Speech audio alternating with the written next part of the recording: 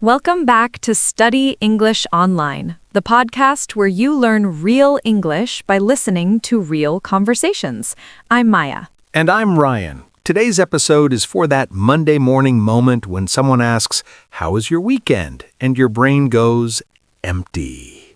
Like a white screen. Loading, error. Exactly. You had a weekend. You were alive for 2 full days. But when you need to talk about it, suddenly you remember nothing. And then you answer with the safest sentence in human history. It was okay. It was okay is the cousin of I'm fine. It ends conversations politely, but it tells people nothing. But today, we're going to fix that. Not with perfect English, not with fancy words, just with a long, natural conversation that shows you how to talk about your weekend like a real person. And we're also 2 different types of weekend people. Very different. I'm the reset weekend person. Quiet, tidy, slow. And I'm the collect stories weekend person. I like plans, people, random moments, and going out. Your weekends look like a highlight reel. And yours looks like a peaceful documentary. A woman makes tea and feels emotionally stable. That is accurate. And honestly, both are good, because the goal isn't to have the most exciting weekend. It's to be able to talk about whatever weekend you had. Exactly. So we'll do a full conversation first, and near the end, we'll slow down and explain useful words and phrases. Simple meanings, simple examples. Also, this is for intermediate learners, but if you're lower level, don't panic, just listen twice. Okay, deep breath. Imagine someone at work or school says, "So, how was your weekend?" Hold that moment, now let's practice. I'll start because my weekend was, honestly, kind of chaotic. I'm shocked. Truly. Okay, listen, my Saturday started normal, like very normal. I woke up and told myself, today I will be productive. When you say productive, you mean you wanted to do useful things. Cleaning, errands, work, that type of thing. Yes, but my productivity lasted maybe 40 minutes. That's still something. I made coffee, I opened my laptop, and I was ready to be responsible. Then I got a message from my friend Leo. The weekend trouble starter. Exactly. He texted, "Quick question, are you free today?" And I should have said no. But you didn't. I said, "Yeah, why?" And he said, "There's a street market today. Food, music, little shops. Just come for 1 hour." Just 1 hour is always a lie. It's always a lie. But I believed him. I was like, okay, fine, 1 hour. I'll go, I'll walk around, I'll come back. You even had a plan. I had a plan. So I went, and at first it was actually nice. Describe it. This is good speaking practice. Details. Okay, it was outdoors, lots of small stands. Some people were selling handmade jewelry, candles, paintings, and the food smell was everywhere. Grilled meat, spices, sweet pastries. That already sounds more interesting than it was okay. Right? And we walked slowly, just looking around. Then Leo said, "Let's try that new spicy chicken sandwich." Here it comes. We tried it. It was great. Crispy, hot, messy. My fingers were covered in sauce. Then we saw a small stage with live music. What kind of music? Like acoustic indie music. A guy with a guitar, a girl singing. Very chill. People were standing there nodding like, yes, I understand art. Did you nod too? Of course, I'm a professional weekend nodder. Anyway, after the music, we ran into another friend, Sana.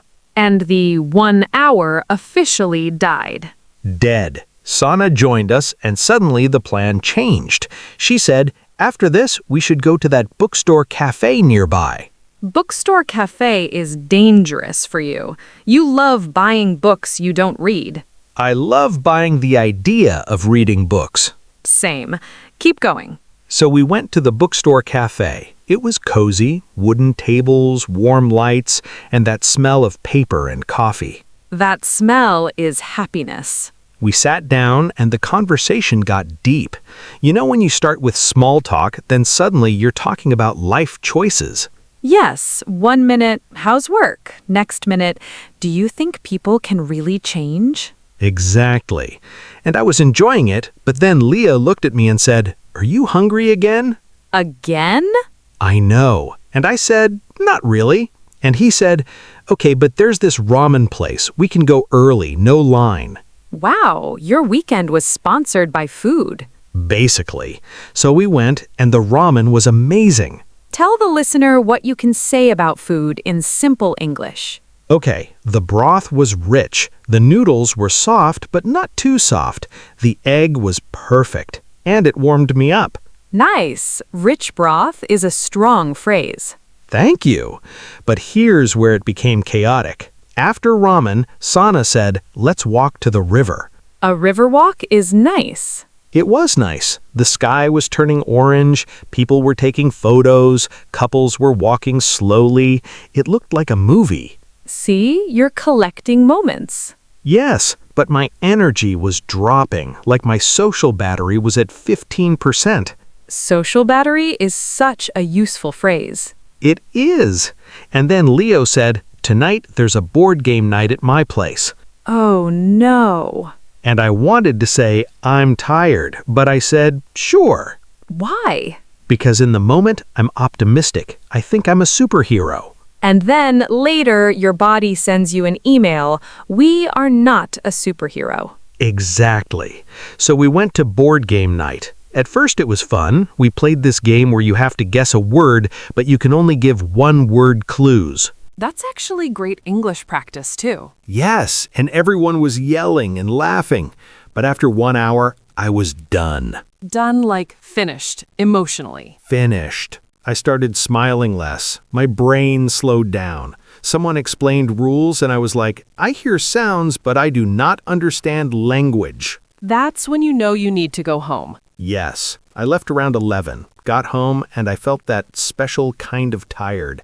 Not just sleepy, but like my entire personality needed to recharge. That's a good way to explain it. My personality needed to recharge. So Sunday was recovery. I woke up late, didn't check my phone, stayed in bed too long. Did you feel guilty? A little. I kept thinking, I should clean, I should do laundry, but I couldn't move. Okay, so your weekend was fun but exhausting. Exactly. Now your turn. What did the reset weekend look like? Mine was calm but not boring. I'm learning to stop calling calm weekends boring. That's important. Saturday morning, I did something I love. I went to a quiet cafe alone. Alone cafe time is elite. Yes, I brought a notebook, not to be dramatic, but to clear my head. I wrote down small goals for the week. Like a weekly plan. Exactly. Nothing big. Just buy groceries, call my mom, finish one lesson, sleep earlier. That sounds healthy. Then I did something very adult. I cleaned my apartment. Respect. I put on music, opened the windows, and cleaned slowly. Not angry cleaning, peaceful cleaning. There are two types, angry cleaning and peaceful cleaning. True. Then, in the afternoon, I went to the supermarket and bought ingredients for a simple dinner. What did you make? Pasta with vegetables and chicken. Nothing fancy, but it felt comforting. Comforting is a good word. It means it makes you feel safe, relaxed. Exactly.